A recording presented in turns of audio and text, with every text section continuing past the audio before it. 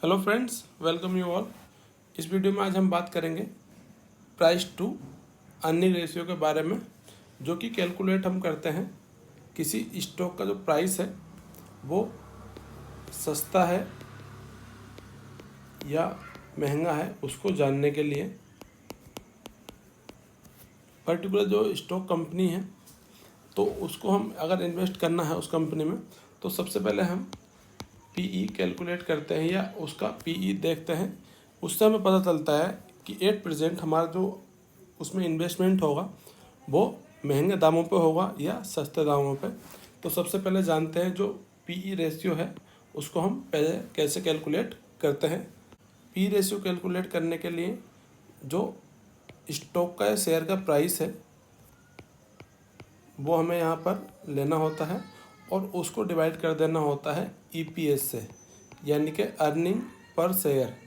Earning per share को calculate करने के लिए हमने एक डिटेल में वीडियो बनाई हुई है। अगर आपको इसके बारे में ज़्यादा जानना है तो वो आप इस पर्टिकुलर वीडियो में देख सकते हैं, जिसका लिंक हमने डिस्क्रिप्शन में दिया हुआ है। तो मान लीजिए किसी पर्टिकुलर कंपनी का जो स्टॉक प्राइस है वो 100 रुपीज़ है और जो उसका ईपीएस यानी कि अर्निंग पर शेयर है वो है आपका 10 रुपये। तो इस केस में जो इसका पीई रेशियो कैलकुलेट होगा वो होगा 10। तो इसका मतलब ये हुआ कि 1 रुपये के प्रॉफिट के लिए आप 10 रुपये पे कर रहे हो अगर उस पर्टिकुलर स्टॉक को आप खरीद रहे हो 100 रुपीज़ पे। तो ये दिखाता है कि कंपनी की जो ग्रोथ है वो काफ़ी ज़्यादा होगी, तभी उसका पीई रेशियो भी ज़्यादा होता है और उसका प्रॉफिट जो इन फ्यूचर है वो भी ज़्यादा होगा। उस केसियो में ही, उस पर्टिकुलर केस में ही जो कंपनीज़ हैं उनको अधिक पी की रेटिंग मिलती है। एग्जाम्पल के तौर पर अगर बात करें, मान लीजिए दो कंपनी हैं, कंपनी एक्स और कंपनी वाई।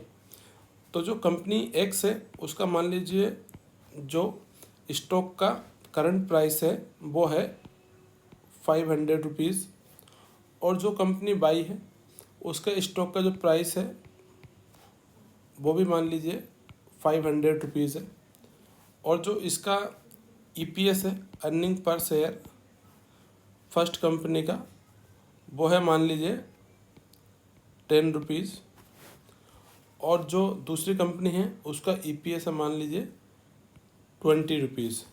तो इस केस में अगर इन दोनों कंपनी का हम ईपीएस कैलकुलेट, पीई कैलकुलेट करेंगे तो उस केस में क्या होगा, तो यहाँ पे जो पीई कैलकुलेट करा आपने तो वो आएगा आपका 50। इस केस में जो पीई आएगा वो आएगा आपका 25। अगर देखा जाए तो जो कंपनी एक्स है उसका पीई रेशियो अधिक है और जो कंपनी वाई है उसका पीई रेशियो देखा जाए तो कम है। तो इस केस में अगर आपको इन्वेस्टमेंट करना है तो हम कंपनी वाई को चुनते हैं, क्योंकि उसका जो पीई रेशियो है वो कंपनी एक्स से कम है। कम क्यों है? क्योंकि जो इसका अर्निंग पर शेयर है वो यहाँ पर ज़्यादा है। तो हमारा जो पर्टिकुलर स्टॉक है अगर हम उसको ख़रीद रहे हैं तो यहाँ पर हम 1 रुपये के प्रॉफिट के लिए हम दे रहे हैं कितनी वैल्यू, 50 रुपीज़। बट यहाँ पर 1 रुपये के प्रॉफिट के लिए हम कितना पे कर रहे हैं, ₹25। अगर आप उसको परचेज कर रहे हैं इन करंट स्टॉक प्राइस पे। तो इस तरह से ये हम जो पीई रेशियो है वो कैलकुलेट करते हैं। अब जानते हैं सबसे पहले जो कंपनीज़ हैं उनके पीई रेशियो ज़्यादा क्यों होते हैं। जैसे अगर हम बात करें हिंदुस्तान यूनिलीवर की या और भी कुछ बड़ी कंपनी हो सकती है, एमआरएफ या आपकी नेस्ले,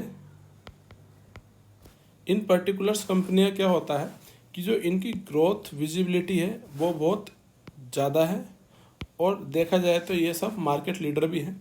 तो जब इनकी ग्रोथ विजिबिलिटी ज़्यादा होती है और प्रॉफिट जनरेट करने की जो क्षमता है वो भी धीरे धीरे बढ़ती जाती है, तो जो पर्टिकुलर मार्केट है उसमें इनको जो पीई रेशियो है वो अधिक मिलते हैं और ये कंपनी महंगी मानी जाती हैं। यही एक रीज़न है कि इन पर्टिकुलर कंपनीज़ के जो कि मार्केट लीडर हैं उनके जो पीई रेशियो है वो बहुत ज़्यादा होते हैं।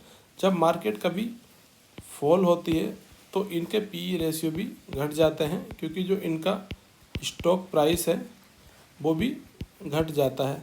तो ये अच्छा समय होता है कंपनीज में इन्वेस्ट करने के लिए जब उसका पीई घटा हुआ होता है। Friends, thanks for watching this video. अगर आपको ये वीडियो पसंद है तो इसको लाइक करें, शेयर करें और साथ ही हमारे चैनल को सब्सक्राइब भी करें।